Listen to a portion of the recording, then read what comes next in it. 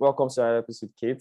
Thank you for sitting down with me. Today's topic is, growth as a designer. Now, before you introduce yourself, there's something that is a tradition. I don't tell my guests. They just find out. It's like they just find out. Okay. And it's a quiz. You have the whole period of the podcast to find the answer in your brain. You're not searching Google. No cheating. Wonderful. How will you know if I search Google or not? Yeah, I'll carry you handicap. Use your mind, use your church mind, use your conscience to answer the question. And if you get the question wrong, or if you get the question right, you get a match. It's a free match. You're in Lagos, Abi? Oh, yes, I'm in Lagos. You get a free match. It's a design match. Oh, nice. That being said, so the quiz is what? No, press your phone. No, anybody there should not also tell you. I'm not pressing my phone. There's somebody here, yes. So don't worry, I'm not pressing my phone. Okay. I'm using my church mind. If I fail it, I fail it, but I won't fail it because I'm smart. Some of us are wise. Yeah. So go on. I believe you. So what is the full meaning of the format PNG?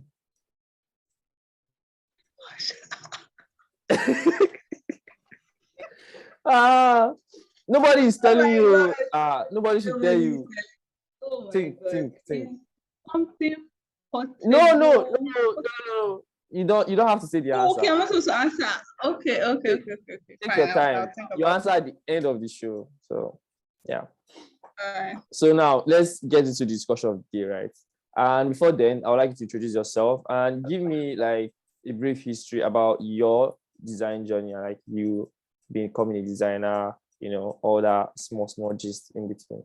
Oh my God. All right, sure. Okay, so my name is Kate Enefo. Some of you can't pronounce Enefo, so I'm going to pronounce it again. Enefo. But you might know me on Twitter as Design Mistress. I actually transitioned from being a social media manager to product design. I used to work at a retail company in Lagos. They are closed down now, unfortunately. It's very unfortunate, but it's hard doing business in Nigeria. So it was a food retail company, and I was the social media manager there. And at some point, before then, I used to work at a design agency. It was actually a digital marketing agency. Based on my role, I was an admin there. I had to interface with brand designers, illustrators, and whatnot. So I noticed I had an interest in design at the time, but the tools they were using was a bit complex. So it discouraged me from trying to learn design, the likes of Photoshop or Adobe Illustrator. It was just looking so complex. I was like, you know what, let me focus on the one I already know, right? Admin and all that. So I moved to the next job, which was this retail job. And while I was being a social media manager there, I was like, let me try this design thing, right? So I downloaded Canva. I was playing around with their templates and whatnot. I liked it, right? And so there's this friend of mine. Sorry to interrupt. What year was it? No, that's fine. This was last year. Okay. Can you hear me? Yeah, go on. So I downloaded Canva. I was just playing around with it. Then when I noticed, I don't mind pursuing a career in this, I reached out to a friend of mine that is a product designer, and I told him, I want to learn. How can I learn? So he sent me resources. I also started checking out YouTube, and then I kept practicing. And the thing about design is, if you do not have guidance, you can be learning a lot and learning for a long time, but you might be learning the wrong way. So that was what happened to me in that period. I was just learning a lot, but I wasn't learning the right way. So until I met Pixel Dan, and he now started guiding my learning. He told me I should focus on learning design principles first, just those basic things, and then build up from there. And so I did that. And then when he saw that, okay, I've grown a long way, I've grown a bit, in my learnings, he encouraged me to put out a case study. And so I did a case study on one mobile app, motorcycle e-hailing experience, right? I think it didn't go viral, but it wasn't a bad case study. A lot of people reached out to me, they liked it. It's been an inspiration to people as well. They've used it for their own case study, to write their own case studies and so on. And so that was the case study too that also got me my current job. because I used bare hands to apply. And so I am eventually, officially a product designer. Before I was in the learning stage, and now, yeah, I am. So that's my journey. It wasn't easy. There were times where I was depressed. I was like, I beg, this design thing is not for me. Why is it just me? I've not gotten a job. I see people I started learning with, they've gotten jobs. So those kind of things got to me at some point. But I think it's the passion for design that just kept me in it. That's how far, that's the journey so far. That's cool. Like I resonate with that 100%, where you see people that you did a certain boot camp with, or you were both sharing resources. They're like working, and you're like, you're like, what are they doing? Come for me. So it was depressing. And I think that's the bad thing about comparing your journey with others, right? Everybody's on a different journey. So I feel like people should try as much as possible not to compare their journey. Just focus on the grand prize. Just set your eyes on the goal. You are going to be delay is not denial. One day you to your own click. So that's what I try to tell people as much. Don't compare your journey to people. I mean, it will do you no good in any way. Yeah, but I have a clause to compare yourself with people, right? And I'll get there. So now, before we move on, now how can you define your growth? From like, how can you define what growth is, right? And what it is? We're not doing adverts for Avanti, so if this part is Aquafina, please. You don't know whether it's from your podcast. I will bang what do you call it? Ambassadorship. Please don't hinder my hey, if I add this part, you better be sponsoring this video. Hey. Sorry, sir. I won't do it. So how can you define growth for designers? Like, for devs, they have a way of like putting this metric. If they finish CS50 course, if they do a certain thing, PMs, I don't know. But then for designers right now, how can you define what growth is for you, since you've been through this phase of like trying to learn and find a job? What do you think? Okay. Okay. For me, right, I would like to like define growth in stages, like as with anything in life, right? There are stages.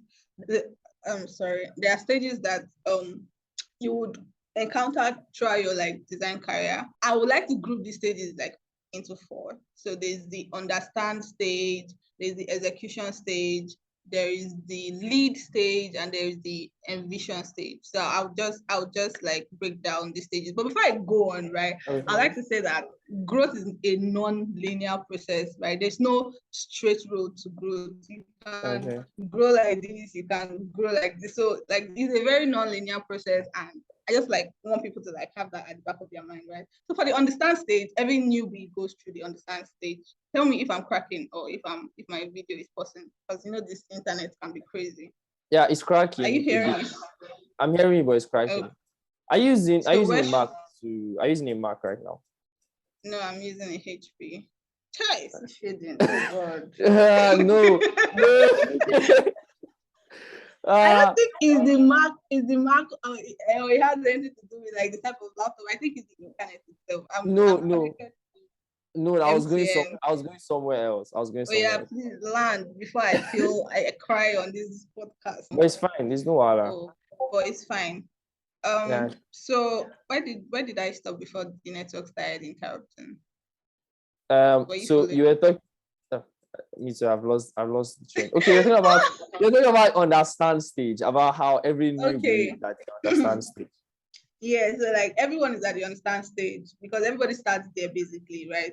So this is the stage where if you are transitioning or you are just coming into product design field, you are trying to like understand the field, you're trying to understand processes. If you are freelancing, you've not even started freelancing because you're still in the understand stage. So you are trying to like understand how freelancing works. You're trying to understand how working with clients is. You're trying to like understand things basically. That's the first stage, right? Then the next stage is the execution stage, which I am currently at. Is the stage where you've learned enough to start, building your portfolio, working on multiple diverse projects, and just executing and delivering as much as possible, right? Then after that stage, I believe is the lead stage. I don't know if everyone gets to this stage because some people are freelancing while some people are working 9 to 5. But if you are working 9 to 5, so there's this lead stage where you're not designing as much. What you're focusing on is managing your team, managing processes, basically just like leading a group of designers to achieve the outcome or the business objective, right? So it's more of like a leadership position. You're leaning more into leadership and you're like just leading teams, right? So I believe that's the next stage after execution.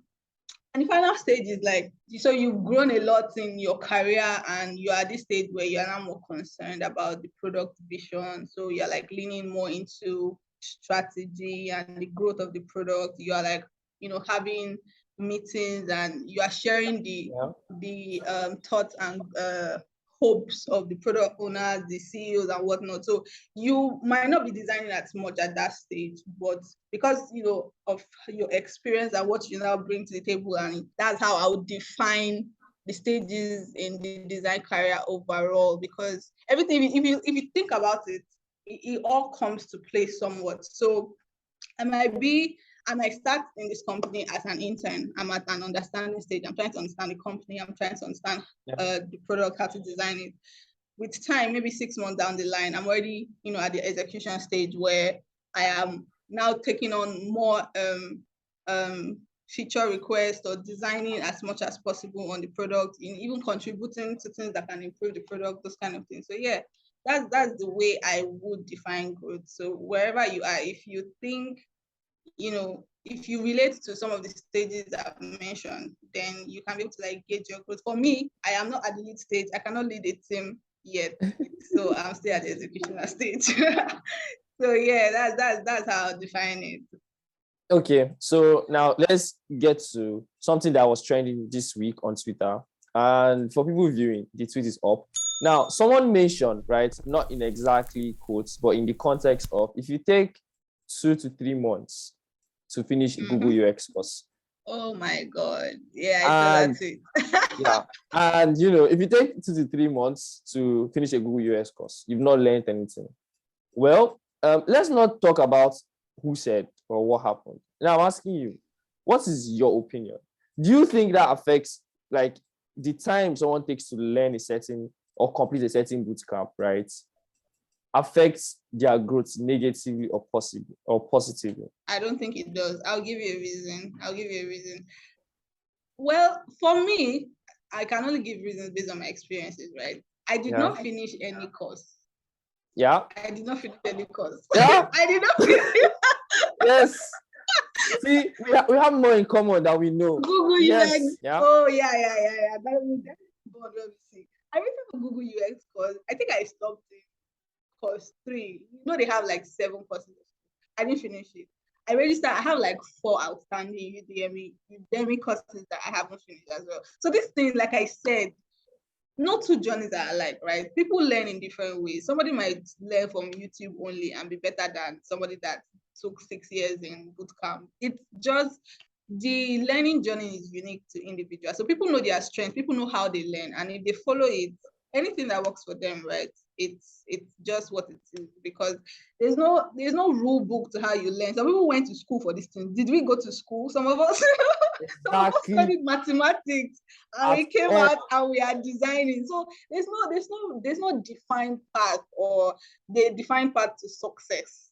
So I don't like when people just come out and say, "Oh, you're not learning. You haven't learned anything if you don't learn in this amount of time." It doesn't make any sense. So I would just say people learn the way you can learn, basically, right? Don't allow external opinions to affect you. It doesn't. For me, it's. I saw that tweet. I let me not go into details, but yeah, I saw that tweet. Yeah. I saw your comments on the Twitter as well. So for know me, I'm a big troll. For people watching, if you want to find out what happened, I'll leave a thread in the description. However, by the time you see this video, it would have been probably weeks past when the whole thing was trending. But then my own thoughts towards that tweet was like, or towards the comments, not the tweets, was that it doesn't matter how long someone takes to like learn a concept. If they understand it and like they can execute it, they are good to go. People go to fight war. Like if you take it, people go to fight war. And it just takes like 1 or 2 days. They teach them how to learn gun, or a week, they carry gun and they're going to fight. Like the determination to learn how to shoot. People in Ukraine who told some of them that they carry gun, well, they're carrying gun and they are fighting for their life. It's a funny thing, but yeah, God be with them. But now, people in Nigeria here, I think in Nigeria, we have a slope of people learning faster. Like the learning curve is going like, is it up or down? I don't know. But people learn faster in Nigeria than they would learn any other thing, especially when it has to do with something bringing them value, like money. Exactly. Yeah. And design is one thing that does that. So definitely people will take shorter time to complete. And if that person has another job that is bringing them money, they will take a longer time to complete that same particular thing. Because, Yeah. they are trying to, okay, make I not lose both ways. I want balance and Yeah. Nigerian thing. And And I think that's the that's reality for a lot of people learning as well, because some people already have jobs, but they just want to switch. So it's going to take a longer time for them to learn. While some people, they have nothing doing, maybe the people affected by ASU strike, so they might learn in a shorter time. So there's no definitive way to learn, right? So I agree with you. Yeah. So I'm getting to the question about higher pay and the value of like how, higher pay or lesser pay determines how, I like what. Is higher pay a valuable metric for growth measurement? Yeah. So Yeah. that's the question I'm getting to. So what's your take on that? Okay. Is higher pay a valuable metric for growth measurements? So this is very tricky to answer, and I'll tell you why, right? So for me, the answer is a yes and a no, right? Because it's a popular notion that when your value goes up, your money goes up as well, right? Yeah. I am not disputing this at all. In fact, I believe it's true. Like it's true to a large extent, but unfortunately, in life, sorry, I'm about to sound very motivational. In life, not everybody is dealt. Everybody is dealt with a fair game, right? Sometimes a higher pay is subjective. It's subjective to whatever region you find yourself working in, right? It's no news that some design talents in Nigeria are undercompensated purely based on their location, right? Forget all this dollar talk we're always having on Twitter, $15,000. I'm not shading anybody, please. I come Okay. But the truth is nobody wants to carry that. So everybody, would say they are earning this and earning that. But the truth is there are some design talents I know that are undercompensated, and we cannot shy away from that fact, right? There are cases where a designer is like evidently good, he has paid his dues, he knows his onions, and he has even probably gotten to the lead role or lead design stage, in his company or whatever. But you cannot compare what he's earning in Nigeria to somebody that is probably even an entry-level designer in California. There's a large gap. Yeah. So it's subjective. So sometimes if you use higher pay, while it is a metric, like I said, I'm not disputing the fact that it's a metric, but if you use it to gauge your growth, you might be discouraged if you compare it to what someone else that might not know as much as you is earning.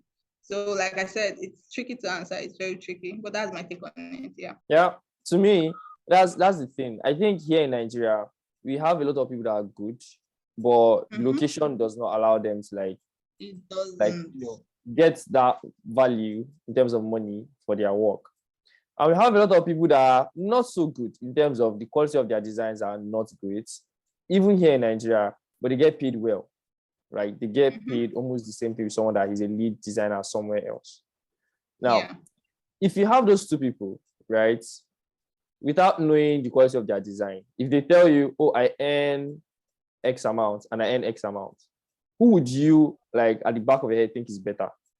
I would think it's the person anymore. I'm not going to lie. I would think it's the person anymore. But like I said, that's why it's tricky, because we all just have this mindset that, oh, you are being paid more, so definitely you are bringing more value to the table. But it's not always the case, like you said. So what about looking at your old designs? Like if you go back to designs we were doing last year and you look at it now, can there also be a metric for growth? It's definitely a metric. It's definitely a metric because, well, why? It means you are getting better. I mean, like, if you can look at your previous design and not just say, oh, this looks ugly, without having a way you think you can improve it. Because some people will just look at their design like, is it me that design this thing? Oh yeah, okay, what would you make better? They cannot say it. So, if you look at your previous design and you see something that can be improved and you know how you can improve it, it means you've learned some things over time that you didn't know at the time when you designed that design. So yeah, it's definitely a marker for growth, if you ask me. What other metrics do you have in mind? What have you seen that people can use to I measure their think growth? I think another one is for you to be able to like articulate your design decisions, right? Because at the beginning stage, you are just designing based on inspiration. You look at other people design and you say, oh, I want to design something similar. Maybe you look at a couple food app designs and you're like, oh, I want to design a food app design. So you just design a food app design. You don't really know why you are using some elements you use in that design. But if you've gotten to the stage where you can properly articulate every design decision you take while designing, I think it means like you've grown to a large extent, because then you can be able to talk to stakeholders and like convince them and say, oh, this is the rationale for this. This is why we should use this instead of this. It's definitely like a marker for growth, yeah, if you ask me. Yeah. So you mentioned just now, being able to articulate your design is one thing. Like being able to identify why an icon is 24 pixels, why an icon is 16, why you think like a line should be blacker or darker than the other ones. Exactly. Yeah, that makes sense, right? So now, coupled all of that together, arranging it now, being able to articulate your designs, being able to, see that, yeah, I know how to fix this my old design, and I know how, to make it work better. Looking at it like after a long time. Now, does that make it enough for you to believe, yes, I can apply for a job now? Does that help people think that, you know what, I can do this right now, then I can apply for a job? Or when is the best time to know that you can apply for a job? Well, for me, right, I like to talk based on my experience. I'm just going to like give you my experience here. Yeah. I was stuck in the tutorial hell for as long as I can remember. I just felt I had not learned enough to apply for a job. I just felt I was unworthy of a job at the time. Like, I mean, I needed to know a lot of things. I needed, no, now I need to know more. So I was just, it was horrible, because it was also one of the things that made me depressed, because I just kept feeling like I did not know enough to apply for it. So I don't think I'm in the best position to like tell anybody when they should apply for a job, because for me, what made me even apply for a job was external motivation. One of my mentors was like, oh, you put out a case study, your case study is good, you have a fair understanding of product thinking, and your UI design is great. Yeah. I think you can apply for a job. So that was the external motivation I needed to like start sending portfolios and CVs and whatnot, applying for a job. So I don't know if, it might be different for different people, but I think if, like I said, like my mentor said, actually, if you have gotten to the stage where, you can sit down and be honest with yourself that, okay, you've improved in your product thinking, your design is also not bad. You're no longer designing like a newbie and using elements where it is not needed. I think it's enough knowledge for an entry level position. You would definitely grow on the job. It's certain things you don't know as a newbie, you get to know on the job. So yeah, just if you can put out a case study after evaluating your strengths, you can start applying for a job. You don't have to put out 3. It was one of the things that discouraged me. Some people were like, you need to have like 3 case study in your portfolio before you start applying for a job. 1 is fine. As long as you did that one well, it's not copy and paste. You don't know why you did the case study. You just join. I'm sorry if I'm shading anybody, but it's the truth. You don't just go and join screens and put it on presentation and say, oh, you've done a case study. Be sure you understand. You went through the design process. You can define your own design process, and you are ready to apply for a job. Don't be your own limits, right? Just take that decision. You'll be very surprised. Like for me, right, my answer I would give to that question is, if you can do the job by yourself again, if you can design a full applications. I always tell people who reach out that, Drones, let me check this out. And I'm like, design a full app. Design an app beginning to end. If you can design it, if you can see how your design works, right? You can see it. If I ask you questions and you can answer why you made some decisions, yes, shoot your shots. You Yeah. can definitely get hired. Somebody would want to work with you because now you can, grow. You can build from there. That's how I would answer that question, because it was not easy getting my job. I was volunteering for this company, and it got to a point where it was the CEO of the company that now said, "You know what, David? I think you do a good job, and it's time to start paying you for your service, right?"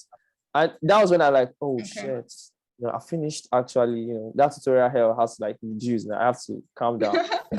It's really, so it's a real thing, man. That's tutorial hell. Get out of it now. Don't let it take don't let it take you alive. So far, do you think you've known enough? Do you think you've learned enough that can make you slow down? Like, Slow down. Well, I don't think anybody ever learns enough in this industry. I mean, in this space that we find ourselves, especially because imposter syndrome is a real thing. You consistently feel like a phony. You feel undeserving, right? So imposter syndrome, oh Jesus, my English, imposter syndrome, imposter syndrome are being synonymous with not knowing enough. It's a real thing. So for me, the trick I do, or like how I try not to dwell on it, is you just bury imposter syndrome and not knowing enough with good work. Bury it with good work, bury it with appraisal from your clients and employers, bury it with more personal development, bury it with more good work, because it never really goes away. Unfortunately, as creatives, it's always going to be there. And also, based on how large the industry we find ourselves in, you might think, okay, you know everything in fintech industry. You've designed for a couple fintech apps, a couple fintech companies, so you know enough. A job might come for, let's say, what other industries there? Let's say agriculture, and you know nothing. You actually don't know anything. So what are you going to do at that point?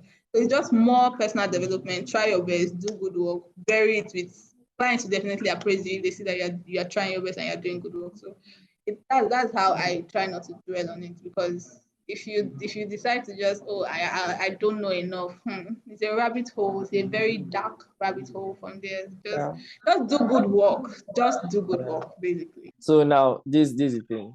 Imposter syndrome. Is it you sabi or you know just sabi? Which one? Now let's answer that question well. Let's know, because I have, and for people listening, but okay, they just took my lights, so I'm trying to honor that Okay. lights. So now, for people watching or listening, I have another podcast that I'm going to talk about imposter syndrome in topic of you sabi abi you know sabi. But now I'm asking you, kids, is it you sabi or you know just sabi through? Which one?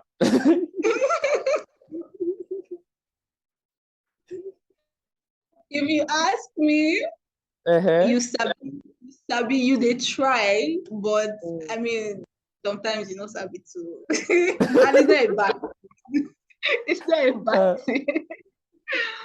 I think it's the fact that you know just sabi, but you Oh want to my prove God. you want to prove that you sabi, so you put in the work. But if it comes Okay. like if it comes from me where I'm tasked with, hey, we need to design this thing, and I'm like, oh more, is this thing good enough? Like now, I've not put out any design in a long time. Personally, like in months, I've not put out designs Me of my own too. self. We are very similar. Good job. And anytime I go to Figma and I'm not doing work or I'm not doing YouTube, and I'm like, okay, let me design something. I'm like, shit. What will people now say? What if I design shit? No, that thing Yeah. just comes. I'm like, let me just do work. Let me just do work instead. So I think I know Yeah. Sabi. I'm trying to Sabi. So But you are trying to. yeah. Yeah.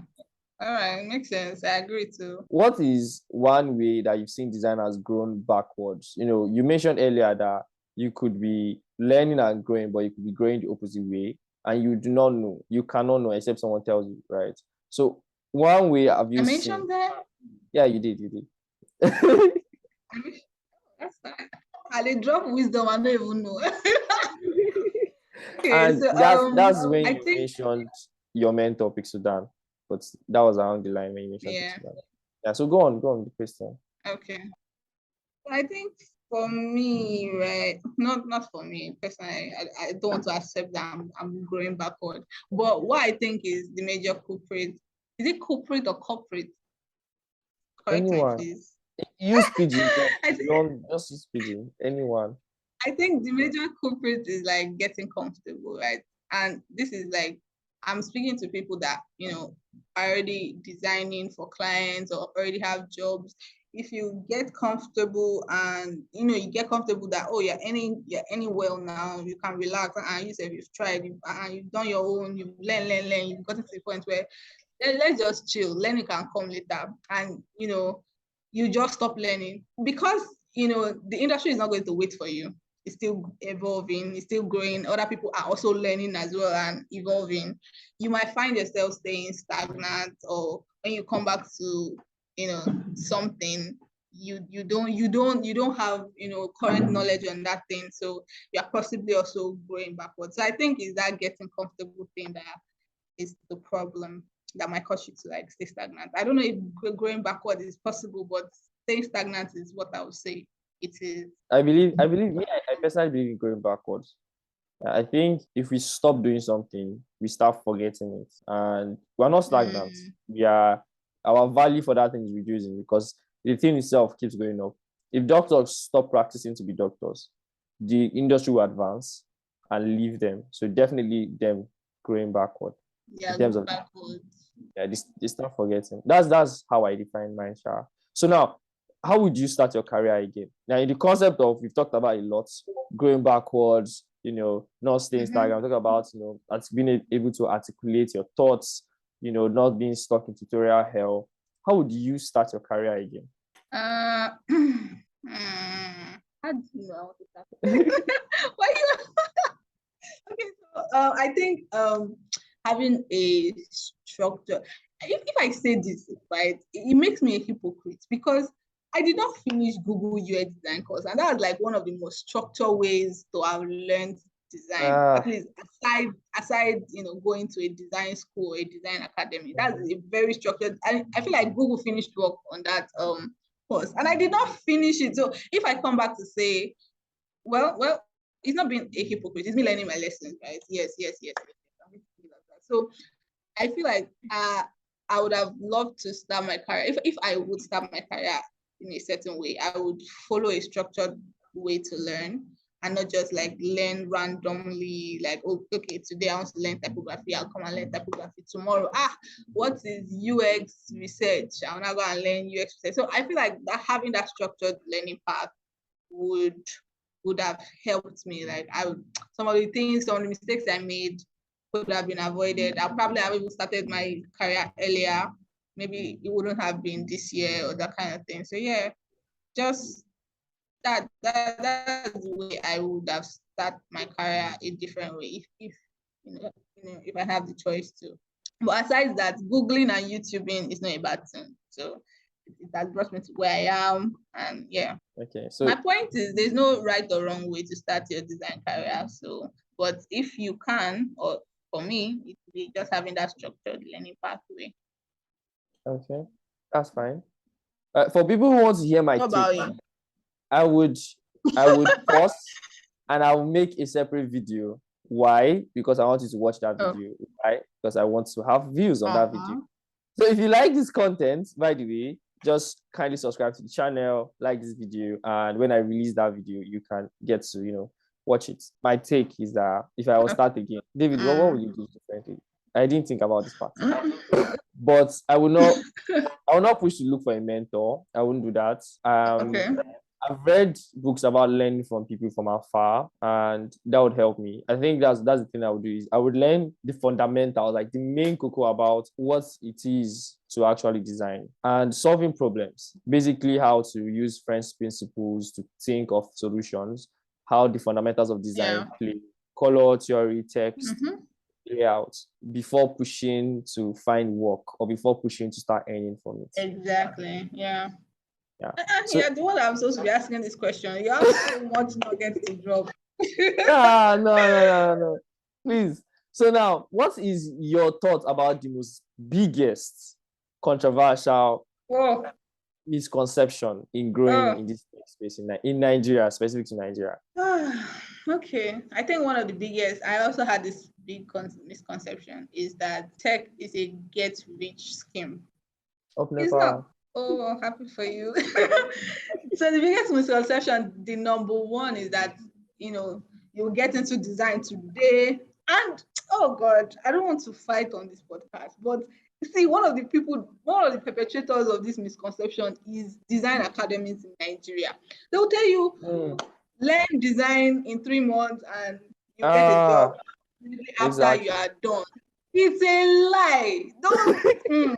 Well, see, you will find out your own way. But the truth is, tech is not a get-rich scheme, right? I mean, it takes time. Things take time normally. It takes time for you to learn. It takes time for you to, understand how you work. It takes time for you to get a job. Dead that thought that you're going to get. You might be one of the rarest unicorns. Like if you are that good, you might get a job in 3 months' time after you pick up product design as your career. Fine and good. I'm so happy for you if that happens. But in scenarios where that doesn't happen, just know it's a normal thing, right? I didn't get my first job until June. I was freelancing, of course, but like an official 9 to 5 in design, like I'm part of a company that is doing things. Yeah. It was June this year, and I've been learning since like last year, October. I could have run away myself, because the conception I had was once I start design, once I put out a few screens, clients to start running into my DMs. It's a lie. You are doing the best you can. So don't let that conception fool you. That's one of it. I think the second one is that popularity on Twitter equals badass. No, you had to bring this. You had to bring this. Yeah. Man. It's self-serve too. It's self-serve, please. I'm not serving anybody. It's self-serve because people just feel like you have 25K followers, you have 122K followers, you are a badass. Your design must be top notch. It's a lie. Sometimes it's just you are very funny on the TL. It has nothing to do with your skill. So don't let that thing. There are also many people that they just have 19 followers. Like, just see their designs, you'll be amazed. So popularity doesn't equal to your skill or how good you are. So don't let that fool you. Don't now start running into the DMs of popular people thinking they are your mentors because they have been in the game. They've been on Twitter for a long time, so they can mentor you. It's not always the case. I think it's a big misconception. I agree. Like, my own biggest misconception is this first one. The first one you mentioned about money. I've had DMs, or not even DMs, people physically meeting me in school. I'm still a student, by the way. I'm finishing this year.